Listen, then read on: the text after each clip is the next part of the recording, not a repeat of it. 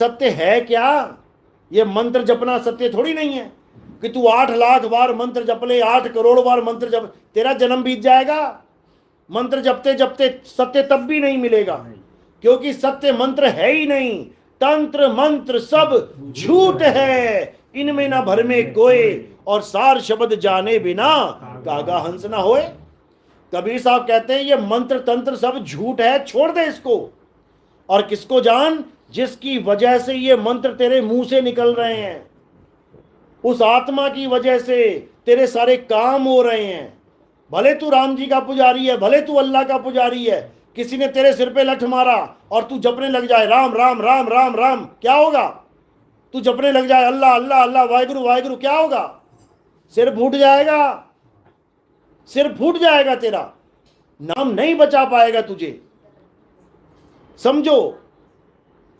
तो क्या होगा? अगर नाम नहीं जपना है तो क्या होगा? बचने के लिए क्या करना पड़ेगा? हाथ आगे आ जाएगा। करके देख लेना, कोई तुम्हारे लठ मारेगा, कोई भी वीडियो देख लेना, A to Z, हिंदू हो, मुसलमान हो, सिख हो, ईसाई हो, देख लेना। जब झगड़ा होता है दो लोगों का, एक ने लठ मारा तो दूसरे का क्या हुआ? वो ये थोड़ी कहेगा अल्लाह अकबर, सिर फट जाएगा तेरा। जय श्री राम, फट जाएगा तेरा सिर। चाहे हिंदू है, मुस्लिम है, सिख है, ईसाई है, ऑटोमेटिकली उसका हाथ आ जाएगा बीच में। अब ये हाथ कैसे आया, बस ये जानना है। जिस दिन ये समझ में आ गया कि मेरा हाथ कैसे उठा, उस दिन तुम्हें आत्मा का ज्ञान समझ में आने लग जाएगा। ये हाथ उठना भी आत्मा की वजह से है, ये दिल धड़कना भी आत्मा की वजह से है, ये सांस चलना भी आत्मा की वजह से है, ये दुनिया के सारे काम हो रहे हैं आत्मा की वजह से। याद रखना, एक आदमी मूर्ति बना रहा था भगवान की, आधी बना के मर गया, पूरी हो जाएगी? बताओ। भगवान होकर भगवान की मूर्ति पूरी नहीं हो पा रही है। भगवान की मूर्ति भी इंसान पूरी कर रहा है। किसकी वजह से? आत्मा की वजह से। जब तक आत्मा है उसके अंग संग, वो मूर्ति बना रहा है। आत्मा ने छोड़ दिया, केले के छिलके की तरह गिर पड़ा बेजान होके। तो इसी आत्मा को जानना हमारे जीवन का परम लक्ष्य है। जो आत्मा को नहीं जान पाया, सारी उम्र राधे राधे जप ले, अल्लाह अल्लाह जप ले, वाहिगुरु वाहिगुरु जप ले, उसका जन्म बर्बाद होना निश्चित है, निश्चित है। और 84 में जाएगा वो, याद रखना। उसके बाद कुत्ता बिल्ली हाथी घोड़ा बनना पड़ेगा, पड़ेंगे चाबुक पीछे, तो फिर पता लगेगा क्या होता है भगवान। फिर रो रो के आंखों में आंसू आ के नहीं खत्म होंगे, लेकिन कोई आंसू पोंछने वाला नहीं होगा। बकरा बन जाओगे, कसाई के बाड़े में खड़ा होगा, खिलाएगा पिलाएगा, मोटा ताजा करेगा, लेकिन उसके बाद गला रेत देगा, कोई बचाने वाला नहीं है। अभी इंसान जन्म मिला है, कोई झापड़ भी मार दे तो थाने पहुंच जाते हो, उसके बाद गला भी काट देगा, कोई सुनवाई नहीं है। याद रखना। तो इसलिए अब क्या करना है? आत्मा को जानना है। और आत्मा कहां रहती है? केदारनाथ में या बद्रीनाथ में या हिमालय पे रहती है? आत्मा तुम्हारे पास है।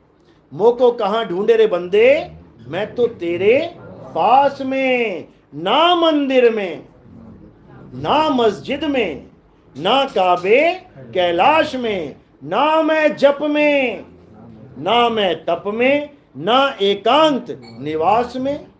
मना कर रहे हैं, कह रहे हैं नहीं प्राण में। कई प्राण योगी कहते हैं श्वासों में नाम जपो परमात्मा मिलेगा। कबीर साहब कह रहे हैं नहीं प्राण में, नहीं पिंड में।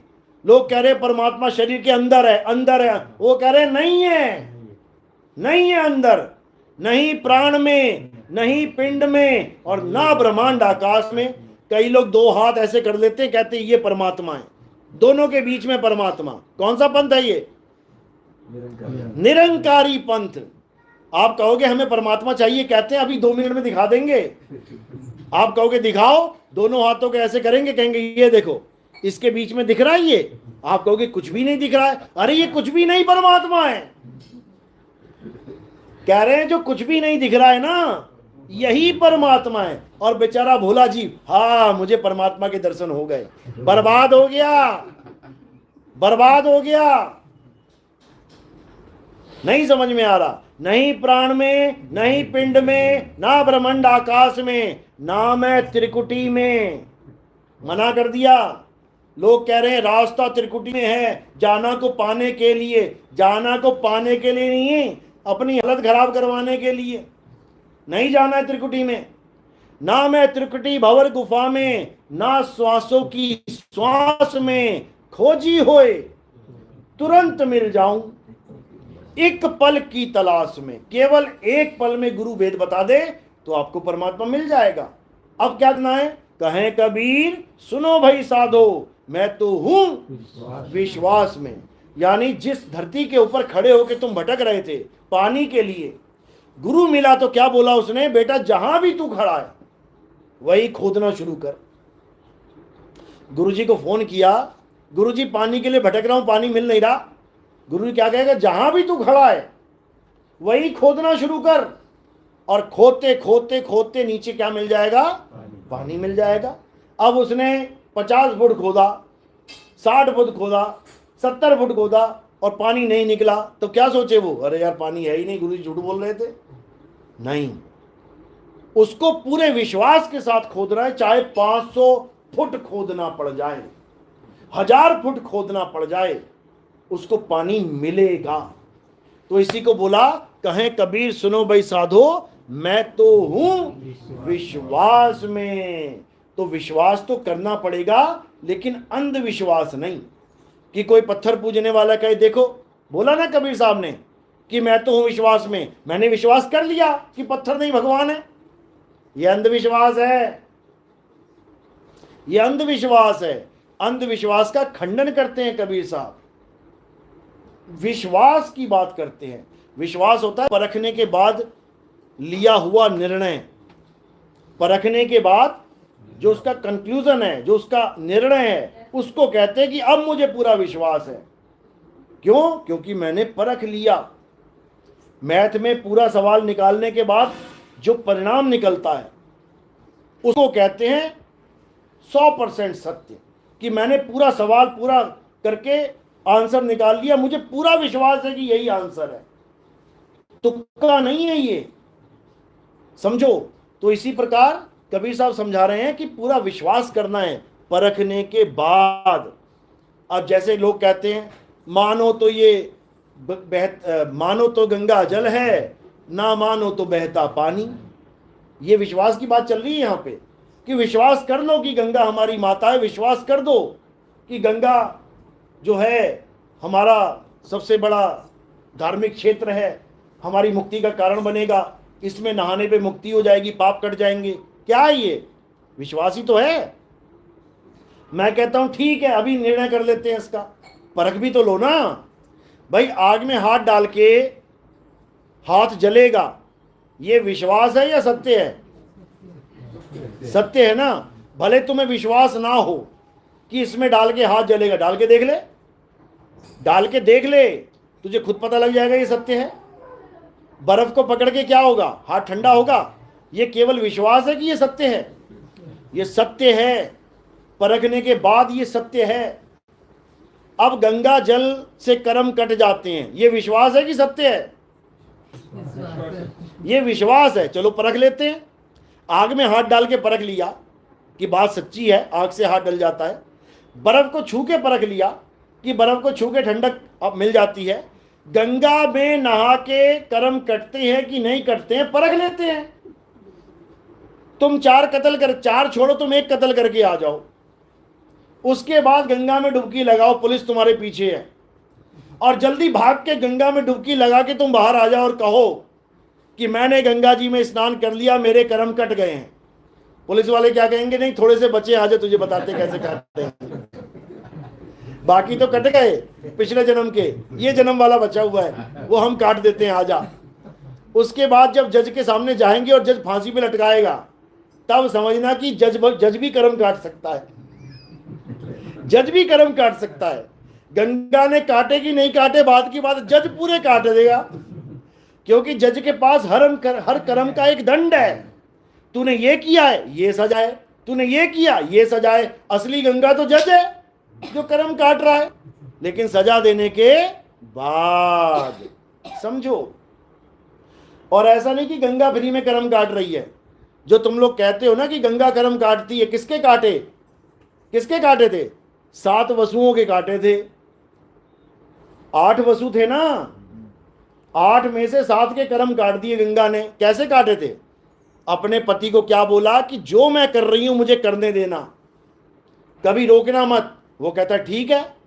अब उसे क्या पता उसी के बच्चों को डुबोएगी जाके ये। तो जब पहला बच्चा हुआ, उठा के पानी में डुबो दिया। वो देख रहा है बेचारा, लेकिन वादा किया हुआ है कि जो करेगी बस देखते रहना, कुछ बोलना नहीं। कहता चलो कोई बात नहीं, एक बच्चा मार दिया इसने। दूसरा बच्चा पैदा हुआ, वो दूसरे को डुबो आई। फिर बेचारा फंस के रह गया, क्या पूछूं क्या बोलूं, क्योंकि उसने कहा कि जिस दिन तूने पूछ लिया उस दिन मैं चली जाऊंगी। 7 बच्चे मार दिए गंगा ने। 7 बच्चों के कर्म काटे। कैसे काटे? नहला के बाहर नहीं रख दिया, खड़ा कर दिया, डुबो के काट दिए। किसने कटवाने हैं? अपने कर्म। हाथ खड़ा करो जरा, क्योंकि कर्म डूब के ही कटेंगे, नहा के नहीं कटेंगे। उन्होंने डुबो के 7 बच्चों को मारा तो कर्म कटे, अपने अपने लोक में चले गए वो। जब 8वां बच्चा मारने लगी, कौन था वो?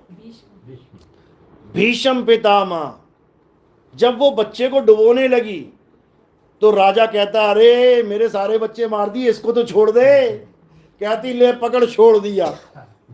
और उसको छोड़ के वो चली गई।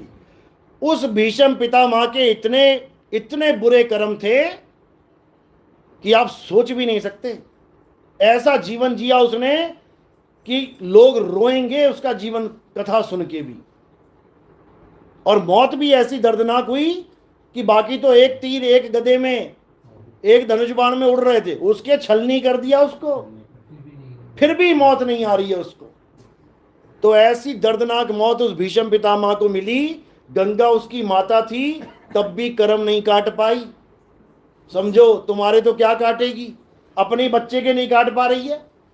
तो ये विश्वास एक अंधविश्वास है कि नहा के कर्म कट जाते हैं। हाँ, डूब के कर्म कट जाते हैं। जाओ सारे डूब जाओ जाके। डूबे भी थे, डूबे भी थे। कब? अभी था ना एक कुंभ का मेला, कितने डूबे थे? सबके कर्म कट गए, क्योंकि संतों ने बोल भी दिया था जो गंगा में डूब के मरे हैं उनकी मुक्ति हो गई है। तो भैया तू भी मुक्ति करवा ले अपनी, डूब के मर जा। दूसरों को डूब के मारने में मुक्ति बता रहा है और खुद नहा के बाहर आ जाता है। डूब के मर, तब तू भी मुक्त हो जाएगा। तब इसको मुक्ति नहीं चाहिए तो कहेगा मुझे बचा लो, मुझे घसीट लो, फिर गंगा इसको माता नहीं दिखेगी। तो ये आलम है इन लोगों का। तो अब क्या करना है? अब हर चीज को त्याग देना है और केवल आत्मा सत्य है ये समझ के भक्ति करनी है, आत्म ज्ञान में रम जाना है।